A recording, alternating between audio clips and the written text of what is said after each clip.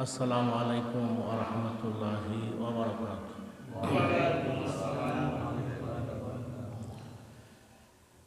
إن الحمد لله نحمده ونستعينه ونستغفره ونعوذ بالله من شرور أنفسنا ومن سيئات أعمالنا.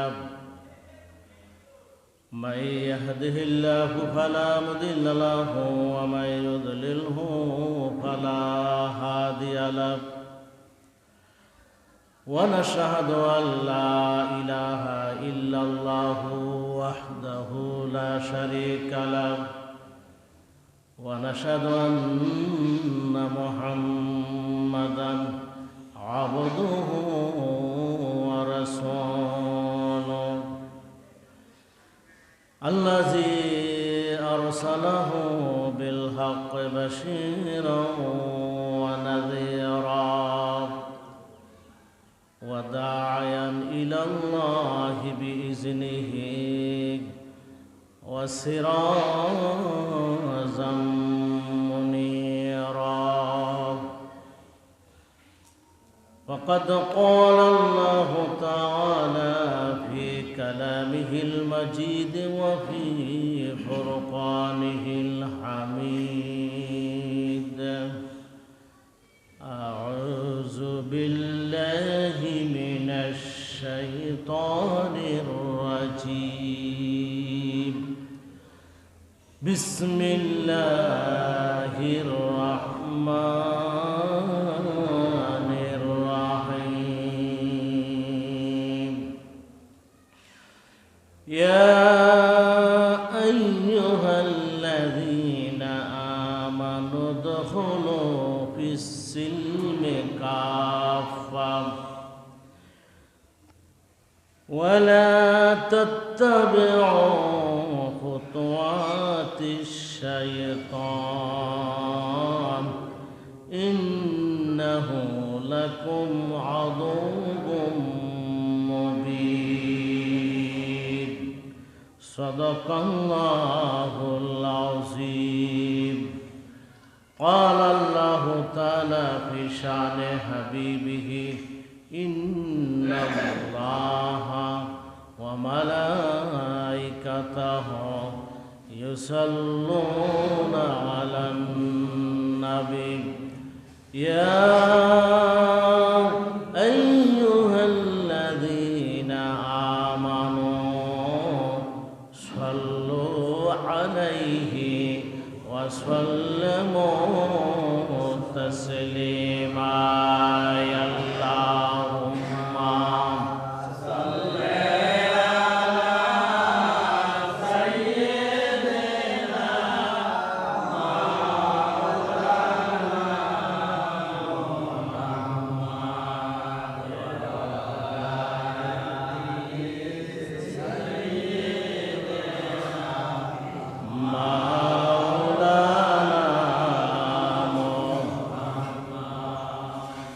वक्त का चमके सितारा हाजिरों का हो इशारा देखा कर रोजा प्यारा फिर के हम खादम तुम्हारा बलगल उला बिकमालिही कशफत दुजा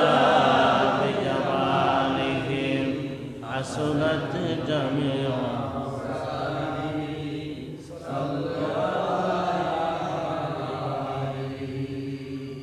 मदीने की हवा से जन्नत बो आती है। खाक पाके मदीना में नूर जन्नत चमकती है। बलगल उला बिजमालिही कशफत दुजा बिजमालिही हसनत जमीउ खसालिही सल्लु अलैहि व आलिही। ला इलाहा इल्लल्लाह ला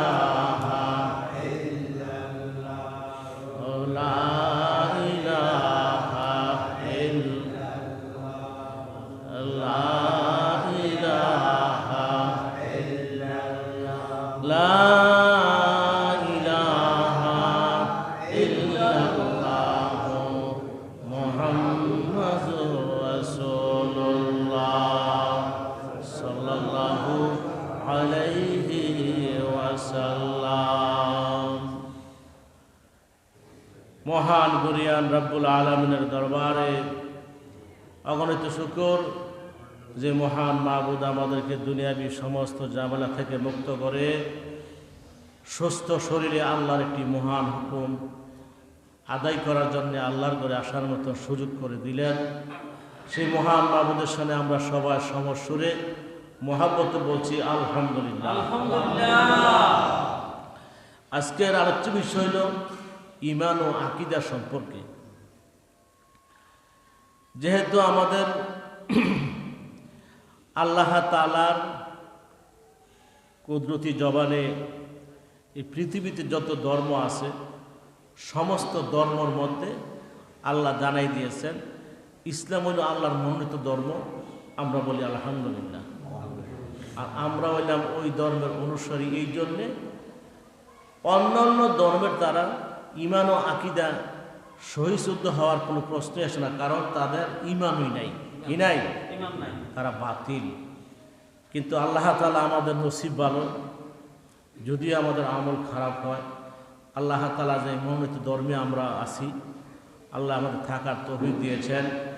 আমাদের এই ধর্মের মধ্যেই সবচেয়ে জরুরি হলো ঈমান ও আকীদা বিশুদ্ধ হওয়া। কারণ কি? এই ঈমান আকীদার সম্পর্ক হলো আমলের সাথে। কিসের সাথে? আমলের সাথে। যদি ঈমান আকীদা যদি শুদ্ধ না হয়, দুরুস্ত না হয়, তাহলে আমার আমল বরবাদ হয়ে যাবে। কি হয়ে যাবে? মৌলিকভাবে আকীদাটা তিন প্রকার। একটা হলো আকীদায়ে তাওহীদ, আল্লাহর প্রতি বিশ্বাস। দ্বিতীয় হলো আকীদায়ে রিসালাত, নবীদের প্রতি বিশ্বাস। 3 নম্বর হলো আকীদায়ে আখিরাত, আখিরাতের প্রতি বিশ্বাস। আর সমষ্টিগতভাবে তার সাথে যোগ হয়েছে এই আকীদার, ঈমান ও আকীদার মধ্যে, যেমন ফেরেশতার প্রতি আপনার ঈমান রাখতে হবে। নবীদের সাথে সম্পৃক্ত হয়েছে কিতাব, আল্লাহ তাআলা প্রত্যেক নবী কিতাব দিয়েছেন, কিতাবের প্রতি আপনার বিশ্বাস রাখতে হবে। আখিরাতের প্রতি আপনার সম্পৃক্ত হয়েছে, আপনার হাসরের ময়দানে উঠতে হবে। তাকদীরের প্রতি আপনার বিশ্বাস রাখতে হবে, ভালো মন্দের প্রতি। এইগুলি হলো আমাদের আকীদা, ঈমান ও আকীদার বিষয়। এগুলি কিন্তু আমল না, এটা কি না? আমলের বিষয় না, এটি হলো অন্তরে বিশ্বাস। যদি কোনো ব্যক্তি মনে করেন এই আকীদার বিষয়গুলির প্রতি তার পুরাপুরি একিনো বিশ্বাস নাই, সে নামাজ পড়ো, রোজা রাখো, হজ করো, যাকাত দাও, যত কিছু করো, তার সমস্ত আমল বরবাদ হয়ে যাবে। নাউযুবিল্লাহ। এটার দলিল আল্লাহর কোরআন। মান ইয়াকফুরু বিল ঈমান ফাকাদ হাবিতা আমালুহু ওয়া হুয়া ফিল আখিরাতি মিনাল খাসিরিন। আল্লাহ রাব্বুল আলামিন ইরশাদ করেন, কোন ব্যক্তি যদি ঈমানের ব্যাপারে সামান্য একটু অবিশ্বাস করে, বিন্দু পরিমাণ অবিশ্বাস করে, ফাকাত হাবিতা আমালুহু, তার সমস্ত যত নামাজ পড়ুক, রোজা রাখুক, হজ করুক, যাকাত দেব, তাসবিহ তাহলিল যাই করুক না কেন, বিন্দু পরিমাণ ঈমানের মধ্যে যদি তার অবিশ্বাস থাকে, আকীদার মধ্যে অবিশ্বাস থাকে, আল্লাহ বলছেন তার জীবনের সমস্ত আমলগুলি বরবাদ হয়ে যাবে। যত কিছু করুক। আর কি? ওয়াহুয়াল আখিরাতু মিনাল খাসিরিন। আমল যেহেতু বরবাদ হয়ে যাবে, হাসরের মধ্যে তার জায়গা হবে যারা ক্ষতিগ্রস্ত, তাদের কাতারে। যারা ক্ষতিগ্রস্ত, মুফাসসিরগণ বলেন ক্ষতিগ্রস্ত কারা? আবু জাহেল, আবু লাহাব, উতবা, সায়বা, এদের কাতারে দাঁড়াইবে। জোরে কোন নাউযুবিল্লাহ। সারা জীবন যদি লোকটা কি করে? আমল করে, কিন্তু তার বিশ্বাসের যে 6টা বিষয় আছে, বিন্দু পরিমাণ যদি সেই বিশ্বাস ঘাটতি হয়, সমস্ত আমল বরবাদ। দ্বিতীয় নম্বরে হলো একটা লোক 6টা বিষয়ের মধ্যে ফার্স্টটা তার 100 ঈমান আছে, একটার মধ্যে বিন্দু পরিমাণ একটু ঈমানের ঘাটতি আছে, এই লোকটারও সমস্ত আমল বরবাদ। জোরে কোন নাউযুবিল্লাহ। তৃতীয় ব্যক্তিটা এমন সে 6টা বিষয়ের প্রতি তার 100 ঈমান আছে, বিশ্বাস আছে, কিন্তু আমলে ত্রুটি আছে। আমলে কি আছে? নামাজে ত্রুটি আছে, ঠিক মতো পড়ে না, রোজায় ত্রুটি আছে, পর্দায় ত্রুটি আছে, কিন্তু বিশ্বাস 100%। এই লোকটার ব্যাপারে ফয়সালা হলো তার কিছু যে আমলে ঘাটতি ছিল, এই জন্য আল্লাহ তাআলা তাকে সাময়িক কিছু শাস্তি দিবে। কি দিবে? শাস্তি দিবে। কিন্তু তার যে একই বিশ্বাস 100 ছিল, এই জন্য আল্লাহ একই বিশ্বাসের কারণে সামান্য কিছুদিন আল্লাহ তাআলা তাকে আযাব গজব ভোগ করার পরে জান্নাত দিয়ে দিবে। জোরে বল সুবহানাল্লাহ। তাহলে আপনি বুঝতে পারেন যে একই, এই ভিতরে কমাইছেন কি রে? ভিতরে দিয়ে কমাইছে, ভিতরে আওয়াজ নাই। 10 দিন কিনতে না, ঠিক আছে। তাইলে আমরা বুঝলাম কি, একটা লোক যদি 100 সমস্ত আমল করে, কিন্তু একিনের প্রতি যদি তার গরমিল থাকে, তারও জান্নাত নসিব, আমল সব। আরেকটা লোক যদি আমল পুরাপুরি 100 করতেছে, একিনের বেলা শুধু একটা বিষয় তার একিনে দুর্বল আছে, এই লোকটার আমল বাদ। তৃতীয় ব্যক্তিরা 100% তার একিন বিশ্বাস আছে, কিন্তু আমলে ত্রুটি আছে, আমলে ত্রুটির কারণে সে শাস্তি ভোগ করবে। এরপরে আল্লাহ তার একিন বিশ্বাস 100 থাকার কারণে জান্নাত দিয়ে দেবে। তাইলে আমি বুঝতে পারেন যে একিন বিশ্বাসটা কত জরুরি, কত জরুরি।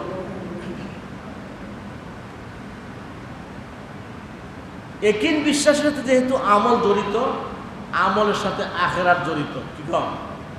আমলের সাথে কি জড়িত? আখিরাত। আমাদের মওত, কবর, হাসর, মিজান, ফুলসিরাত, এইগুলি আমরা আখিরাতে বিষয়। এটির সাথে আমল জড়িত, আমলের সাথে ঈমান আকীদা জড়িত। ঠিক কিনা বলে? ঈমানের সাথে আমলের সাথে, আমলের সাথে আকীদা, ইয়াকিন। এই ইয়াকিনটা আপনি আল্লাহ তাআলার প্রতি আপনার পুরোপুরি ইয়াকিন থাকতে হবে। কি? যে আমার জীবনের যত ভালো মন্দ, সুখ দুঃখ, আরাম আয়েশ, অভাব অনটন সব কিছু কার পক্ষ থেকে আসে? আল্লাহর পক্ষ থেকে আসে। আল্লাহ রাব্বুল আলামিন এক পর্যায়ে প্রিয় হাবিবকে জানাই দিলেন, ও হাবিব, আপনি কুল ইন্নাস সালাতি ওয়া নুসুকি ওয়া মাহয়ায়া ওয়া মামাতি লিল্লাহি রাব্বিল আলামিন। ও নবীজি, আপনি বলেন আমার নামাজ, আমার হায়াত, আমার মওত, আমার কুরবানি সব কিছু আল্লাহর জন্যে। কার জন্যে? আল্লাহ। এই 4টা বিষয়ের ভিতরে যত আমল আছে একটা মানুষের জিন্দেগিতে সব চলে আসছে। ঠিক কিনা বলেন? হায়াতে জিন্দেগি বলতে আপনি যেদিন বালেগ হইলেন আর মৃত্যুর আগ পর্যন্ত পুরা জীবনটাকে বুঝাইছে, যে এই পুরা জীবনে যত কিছু করবেন এই হায়াতে জিন্দেগি কার জন্যে? আল্লাহ। সেই বিশ্বাস রাখতে হবে। নামাজ বলতে আল্লাহ বুঝাইছেন নামাজের সাথে সম্পৃক্ত যত ইবাদত বন্দেগী আছে, রোজা, হজ, যাকাত, কুরবানি, তাসবিহ, তাহলিল, জিকির, আজকার, পর্দা, পুশিদা যত আছে সবকে আল্লাহ বুঝাইছেন। নুসুকি দিয়া কুরবানি, যত আমরা আত্মত্যাগ আছে দিনের জন্য, ধর্মের জন্য, আল্লাহর জন্য, সমস্ত আত্মত্যাগ কার উদ্দেশ্যে করবেন? আল্লাহর উদ্দেশ্যে। কার উদ্দেশ্যে? আল্লাহর উদ্দেশ্যে। এই একই বিশ্বাস যদি একটা মানুষের ভিতরে না থাকে, আর এই একই বিশ্বাসটা কিন্তু মানুষ তখনই তার ভিতরে আসবে যখন তার মওত, কবর, হাসর, মিজান সম্পর্কে একটা ধারণা থাকবে। কি থাকবে? ধারণা থাকবে যে আমি একজন মানুষ, আল্লাহ তাআলা আমাকে মুসলমান বানাইছেন, ইমানদার বানাইছেন, আমার জন্য আল্লাহ জান্নাত রাখছেন, জাহান্নামও রাখছেন। আমি যদি আমল ভালো করি জান্নাতে যাব, আমল খারাপ করলে জাহান্নামে যাবি। এই একইটা যার ভিতরে আসবে সেই পুরোপুরি আল্লাহর প্রতি, আল্লাহর তাওহীদের প্রতি তার ঈমান আসবে, ঠিক কিনা বলেন? কিন্তু আজকে দুঃখের বিষয়, অনেকের মনে করেন চাকরি হয় না,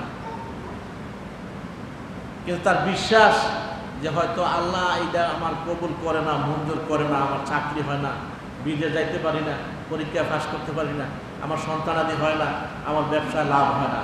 কিন্তু বিশ্বাস থাকার পরও আবার দেখা যায় কিছু কিছু জায়গায় সে দ্বারস্থ হয়, গিয়া বলে কি যে আমার এই কাজটা হয় না, আপনার এই দিলাম সে দিলাম, আপনি কাজটা করে দেন। নাউযুবিল্লাহ। এই জন্য আল্লাহর সাথে তাওহীদরা, এই যে মানুষ তাওহীদের পরিপন্থী অর্থাৎ শিরক যেটা, এইটা আবার তিন প্রকার। কয় প্রকার? তিন প্রকার। একটা হলো শিরকিল আকাইদ,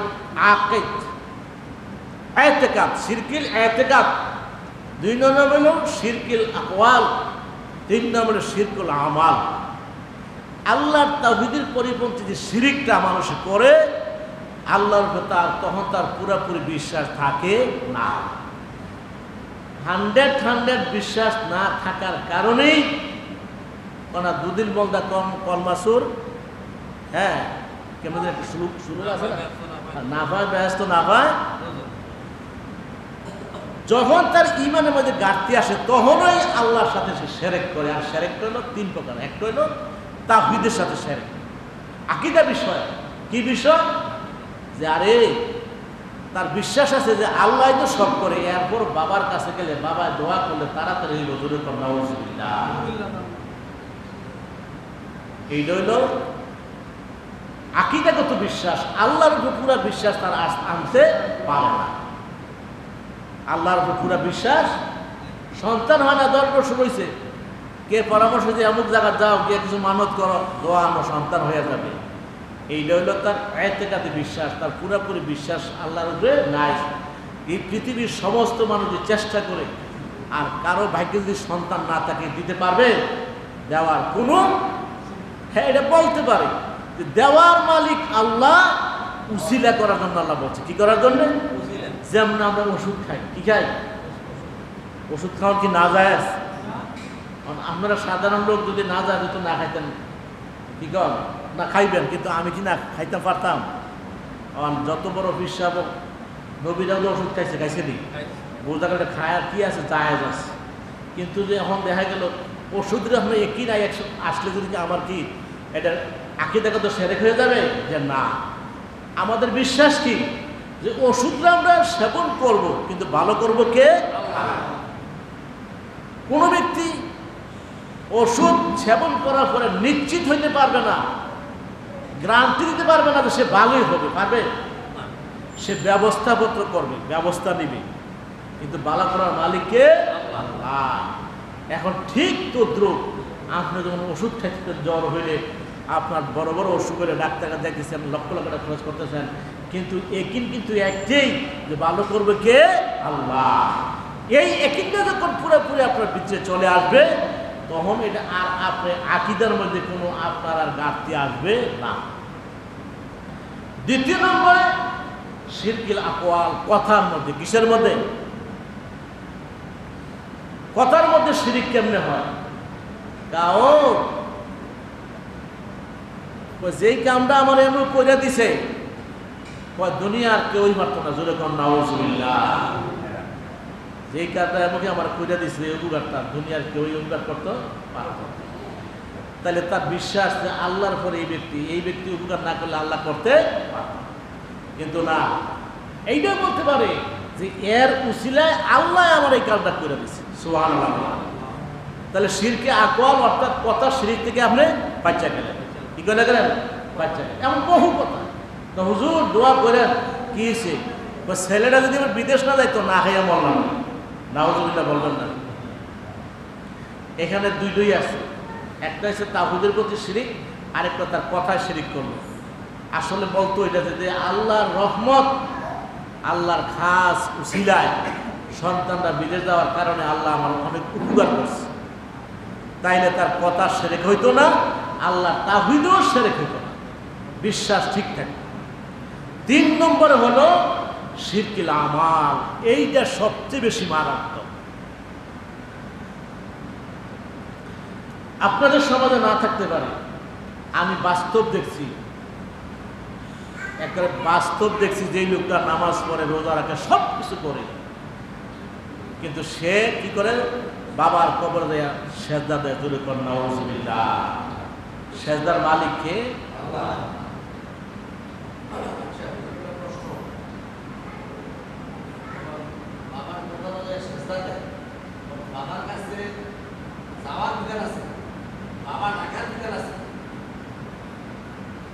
হ্যাঁ, কোন আল্লাহর বুজুর্গ বান্দা যিনি শরীয়তের আলেম ছিলেন, পীর বুজুর্গ ছিলেন, ওনার মাজারে যাইব ওনার জন্য দোয়া করার জন্য। কি করার জন্য?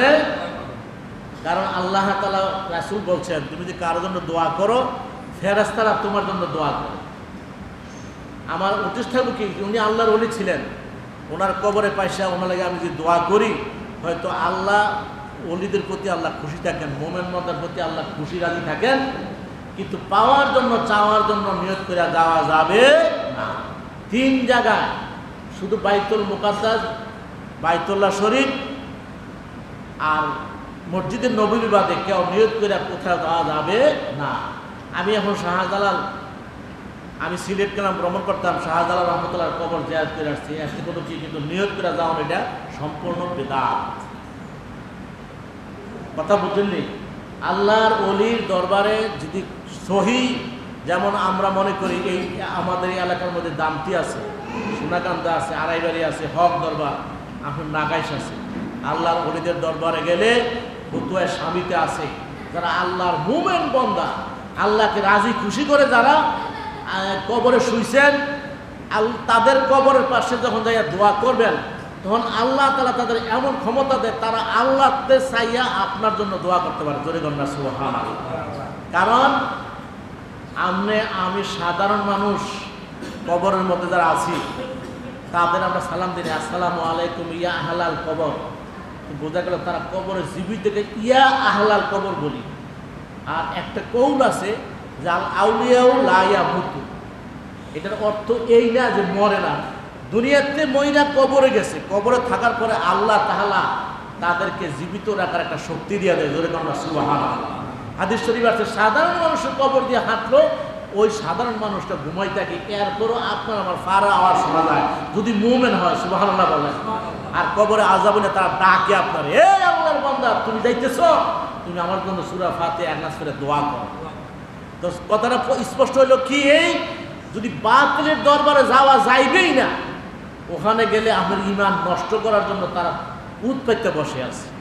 আল্লাহ নেক বান্দার ওলির দরবারে যাইতে পারবেন, সহি নিয়তে ওনার কাছে চাও, আমি ছেলে যেতাম যাই, মেয়ে যেতাম যাই, চাকরি, এই নিয়তে গেলে এটার শেরকে কি হবে, ইতিকাদ কি হবে, একমাত্র চাইব কার কাছে? আল্লাহর কাছে। যেটা বলছিলাম 3 নম্বরটা, শিরকুল আমল, এইটা হলো সবচেয়ে মারাত্মক। কারণ আপনি যদি এই বিশ্বাস করেন যে বাবার কবরে একটা সেজদা দিতালে আমার মনের মাকসুদ পূর্ণ হয়ে যাবে, এখানে ক্ষতি হইল আপনার 2টা। কয়টা? একটা হইল প্রথম আপনি আল্লাহর সাথে শিরিক করলেন, আপনার জীবনের সমস্ত আমলগুলি বরবাদ হয়ে গেল। জোরে কোন নাউজুবিল্লাহ। ফিকার কিতাবে আছে এই লোকটা আবার কলমা পড়তে হইব। কি করতে হইব? হজ, যে ফরজ হজ ছিল ওই ফরজ হজ আবার করতে হবে। সেই ফরজ জাকাত দিছিল, ওই জাকাত আবার দিতে হবে। যে ফরজ নামাজগুলি পড়ছিল এই ফরজ নামাজগুলি আবার কাজা করতে হবে। তার বিবির সাথে বায়ান তালাক হয়ে যাবে। সে তার উপযুক্ত ছেলে মেয়ে থাকলে তাদেরকে সামনে দাঁড় করায় বলতে হবে, তোমার মা, আমি শিরক করার কারণে তোমার মা বায়ান তালাক হয়ে গেছিল, আমি তোমার মারে দ্বিতীয়বার আমি আবার গ্রহণ করলাম। এখন বুঝতে পারি যে শিরক কত বড় মারাত্মক।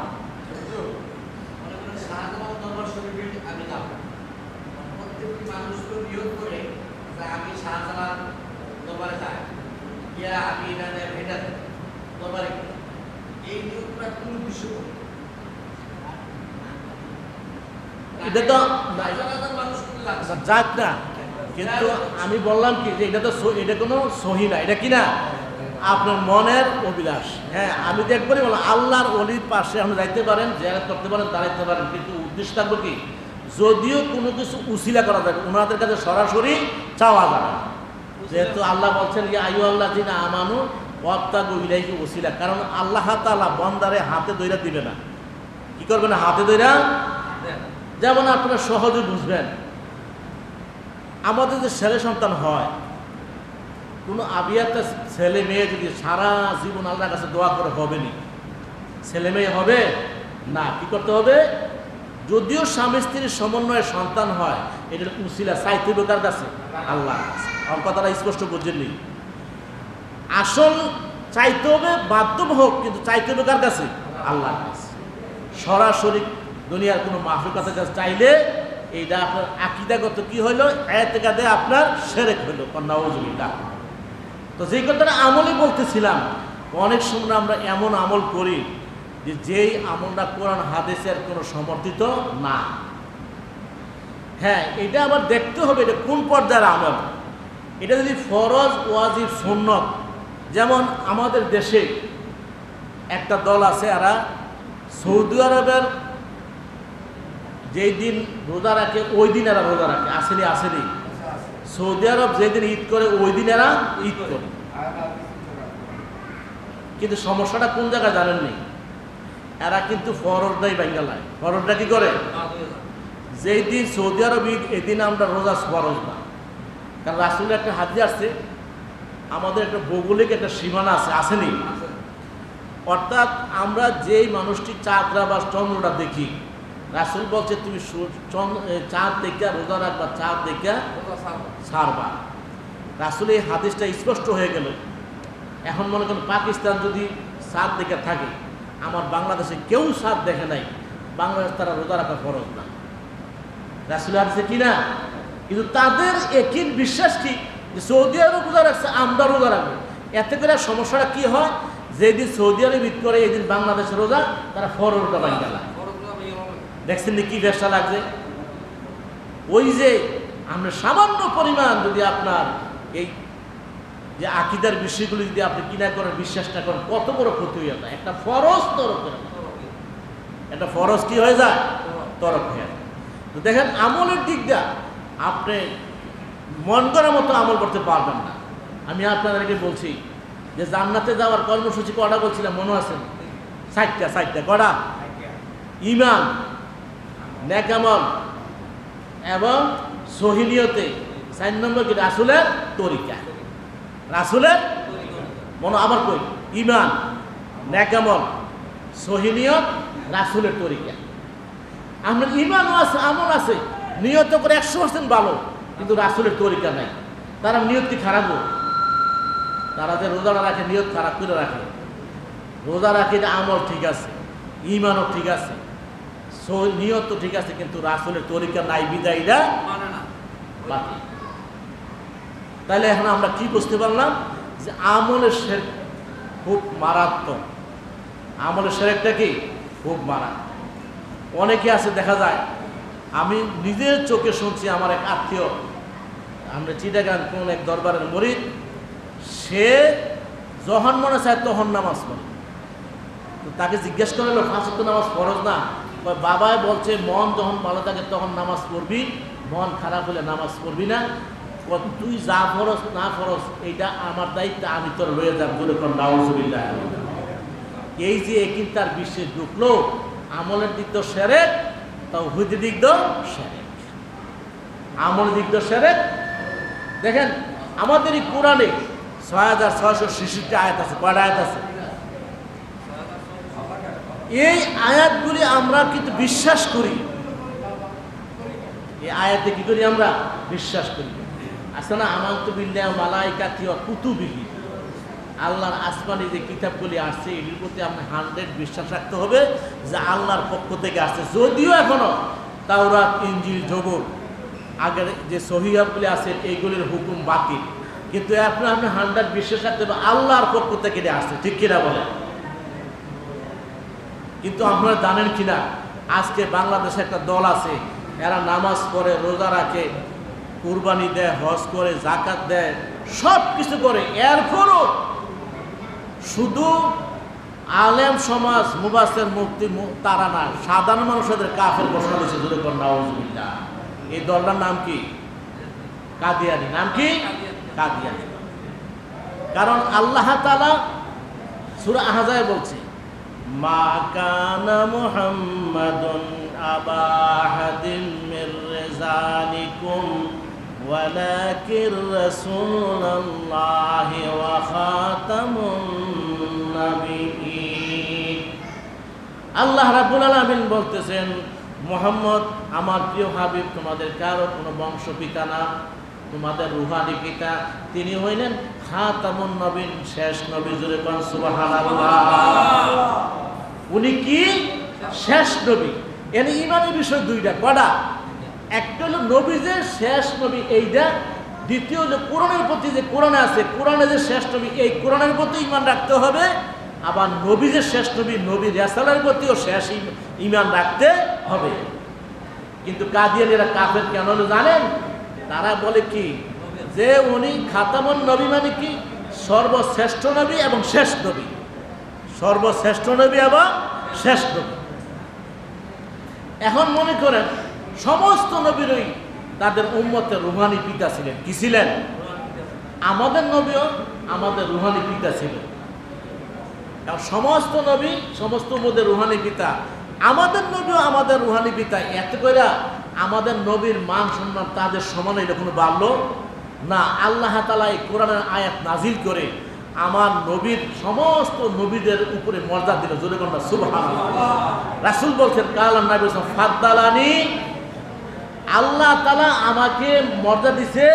তো ফাদ্দালানি কুল্লু আম্বিয়া, সমস্ত আম্বিয়ার উপরে আমার আল্লাহ মর্যাদা দিছে। ও ফাদ্দালানি বলছে যে সমস্ত উম্মতের উপরে আমার উম্মতকে আল্লাহ মর্যাদা দিচ্ছে। জোরে কোন সুবহানাল্লাহ। এখন প্রশ্ন হইল, আমাদের নবী রুহানি পিতা, অন্য নবীরা রুহানি পিতা, এখানে তো মর্যাদার কোনো দেখি না, সমান সমান। কিন্তু নবীজি বললেন যে আল্লাহ তাআলা সমস্ত নবীদের উপরে আমার মর্যাদা বাড়াই দিলেন। কেমনি বাড়াইলেন? এই খাতামান নবী বইলে আমার আল্লাহ রাব্বুল আলামিন ওনাকে শেষ এবং সর্বশ্রেষ্ঠ নবী বানাইছে। জোরে কোন সুবহানাল্লাহ। অন্য অন্য নবীদের এই টাইটেল আল্লাহ দেয় নাই। আরো সহজে বুঝবেন, মনে করেন একটা ব্যক্তি অসুস্থ হয়েছে, স্বাভাবিকভাবে আমরা গ্রামের কিছু চিকিৎসা করে নিও, গ্রামীণ ডাক্তার যারা তারা কিছু চিকিৎসা করি, দেখা গেছে ভালো হয় না, উপজেলা শহরে নেই, ভালো হয়েছে, কিছুদিন পরে তার রোগটা আবার দেখা দিচ্ছে, আসেনি বলে আসেনি। এখন কই না জেলা শহরে না, জেলা শহরে নিয়ে আবার চিকিৎসা করছে, ভালো হয়েছে, ভালো হওয়ার পরে কিছুদিন পরে আবার রোগ দেওয়া দিচ্ছে। এখন সবাই তো তুমি একটা কাজ করো, ঢাকা নিয়ে যাও। কই নিয়ে যাও? ঢাকা নিয়ে যখন চিকিৎসা করছে, এখন তার রোগ মনে করেন বছর কাছে আর ফিরে আসে নাই। এখন বলেন আমরা সর্বশ্রেষ্ঠ ডাক্তার কে? কি বামনপাড়ার ব্যক্তি না কুমিল্লার ব্যক্তি না ঢাকার ব্যক্তি? কারণ ঢাকার ব্যক্তি চিকিৎসা করার পরে আর রোগ ফিরে আসে নাই। ঠিক তদ্রুপ আল্লাহ রাব্বুল আলামিন আপনার আমার নবীকে সর্বশ্রেষ্ঠ সর্বশেষ নবী বানায়া আমার নবীর মর্যাদা বানায়া দিলেন। আমার নবী সর্বশেষ, এই কথা বলার কারণে কিয়ামত পর্যন্ত আর কোন নবী আসবে না। আমার নবীর হুকুম কিয়ামত পর্যন্ত চলবে। জোরে বলুন সুবহানাল্লাহ। আল্লাহ রাব্বুল আলামিন আমার নবীকে আপনার নবীকে খাতামান নবী বলে, সর্বশেষ নবী বলে, সর্বশ্রেষ্ঠ নবী বলে। আল্লাহ রাব্বুল আলামিন সমস্ত নবীদের উপরে আপনার আমার নবীর মর্যাদা বাড়াইয়া দিয়েছে। ঠিক কিনা বলেন? আল্লাহ রাব্বুল আলামিন সর্বশেষ নবী বলে। কিন্তু আজকে কাদিয়ানীরা কেন কাফের হইল? কারণ তাদের সব ঠিক আছে, শুধু আমার নবীর ব্যাপারে তারা কি কয় জানেন? কয় সর্বশ্রেষ্ঠ নবী ঠিক আছে, শেষ নবী না। জোরে কোন নাউজুবিল্লাহ। দেখছেন কোন জায়গায় থাকছে শেষটা? তারা কয় সর্বশ্রেষ্ঠ নবী মুহাম্মদ ঠিক আছে, কিন্তু শেষ নবী না। এই নবীর পরে আরো নবী আসতে পারে। তারা গোলাম আহমদ কাদিয়ানীকে নবী মানার কারণে সেও জাহান্নামে গেছে। এখন যেই আছে সমস্ত পৃথিবীর সবগুলি আমাদের আকীদা অনুযায়ী এরা কাফের। জোরে নাউজুবিল্লাহ। তাহলে এখন বুঝতে পারেন এরা কিন্তু নামাজ, রোজা, হজ, যাকাত, ধর্মীয় অনুষ্ঠান, দান, সদকা, মাদ্রাসা কোনো অংশে কম নাই, বরং আমরা আরো বেশি আছে। কি আছে? শুধু একটা বিষয় এরা অবিশ্বাস করার কারণে। বিষয়টা কি? আমার নবী শ্রেষ্ঠ নবী মানে, কিন্তু শেষ নবী মানে না। এই শেষ নবী মানার না কারণে আজকে কোরআন হাদিসের মেকদাস অনুযায়ী, কোরআন হাদিসের নির্দেশ অনুযায়ী, আল্লাহ আল্লাহ রাসূলের মাপ কাঠি অনুযায়ী পৃথিবীর সমস্ত মুসলমানের এক তারা কাফের জোরে কন্যা। তাহলে বুঝতে পারেন যে আকীদার ব্যাপারটা কত জরুরি, আকীদার বিষয়টা কত জরুরি। কারণ আমরা বিশ্বাস যদি না হয় এই কাজটা করতে কি আমরা ভালো লাগবে ঠিক আছে? মানে একজন আপনি বললো এই এমন কেন হুজুরে জানাইলে ভালো হয়, তুই যা, বিশ্বাস নাহলে তারে আমরা হাজার চেষ্টা করে পারবে, তার এই কি নইলে বিশ্বাসের তহতে যাইব। আর মানুষের বিশেষ করে যখন মানুষ চিকিৎসা জগতে বা কোনো যার বুকে যায়, একই না হইলে তার রোগ ভালো হইলে দেখে ভালো হয়েছে না, রোগ ভালো হইল কারণ তার তো বিশ্বাসই হচ্ছে না। ঠিক তদ্রুপ যদি আপনি যেই বিষয়গুলির প্রতি আপনার একই যদি না থাকে, যদি আপনার 100% বিশ্বাস না থাকে, তা আপনার আমল হইব কেমনি? আমলই তো হইত না। তাইলে আমরা এই সামান্য আলোচনা এটাই বুঝলাম যে আমার যেই আমলই করি কমপক্ষে ওই আমলের প্রতি আমার একই বিশ্বাস থাকতে হবে যে আমার আল্লাহর পক্ষ থেকে আমার জ্বর হয়েছে। কার পক্ষ থেকে হয়েছে? আল্লাহর পক্ষ থেকে। জ্বর ভালো হয়েছে, আল্লাহ ভালো করছে। আমি অবমাননা হয়েছে, আল্লাহ ভালো করছে। আমার একটা বিরাট ক্ষতি গেছে, আল্লাহ আমার এই ক্ষতি করছে। এই একই বিশ্বাস রাখলে এটা আবার নেয়ামত আছে, যেরকম না সুবহানাল্লাহ কি আছে, ওয়ালা নাবলুওয়ান্নাকুম বিশাইইন মিনাল খাউফি ওয়াল জু'i ওয়া নাকসিম মিনাল আমওয়ালি ওয়াল আনফুসি ওয়াস সামারাত ওয়া বাশশিরিস সাবিরিন। আল্লাহ রাব্বুল আলামিন এই আয়াতের মধ্যে নবীকে বলছেন, নবীজি আপনি বলে দেন আমি আল্লাহ তাআলা তাদেরকে পরীক্ষা করব, এই পরীক্ষায় যারা কামিয়াব হয়ে যাবে তাদের সুসংবাদ দেন, অর্থাৎ তাদের জান্নাতের সংবাদ দেন। জোরে বলেন সুবহানাল্লাহ। ইয়াকিন রাখবেন না, যত আপদ বিপদ মুসিবত আসুক উসিলা করবেন, কিন্তু ইয়াকিন আল্লাহর উপরে রাখবেন। দেখবেন যত মুসিবত আপদ বিপদ আইয়ুব আলাইহিস সালাম 18 বছর, কয় বছর আপনারা ইতিহাস জানেন, ওনার শরীরে কোনো মাংস ছিল না, জিহ্বাটা ছিল, শুধু জিহ্বা দিয়ে আল্লাহকে ডাকতেন। উনি শুকরিয়া দান বলছিলেন যে আল্লাহ সমস্ত শরীরে আপনি পোকায় খেয়ে ফেলছে, আমার কোনো অভিযোগ নাই, কোনো শেকায়াত নাই, আপনার কাছে কোনো আমার অভিযোগ নাই, আমার জিহ্বার মানে রাখবেন, কারণ উদ্দেশ্য আমি আপনারা ডাকি। জোরে বললাম সুবহানাল্লাহ। আল্লাহ তাআলা খুশি হইয়া ওনার আবার সব কিছু ফিরাই দিলেন। ঠিক তদ্রুপ আপনার আমার একিনের বিশ্বাসে যদি 100 থাকে, মুসিবত এমন হতে পারে যে দুনিয়ায় মুসিবতটা আপনার দূর হয় নাই, আপনি কষ্ট পাইছেন মানুষের শারীরিক আর্থিকভাবে, আল্লাহ তাআলা তার নিয়ামত আখিরাতে দিয়ে দিবে। জোরে বললাম সুবহানাল্লাহ। আল্লাহ তাআলা আমাদেরকে আমল করার তৌফিক দেন। সবাই বলেন আমিন। যারা পরে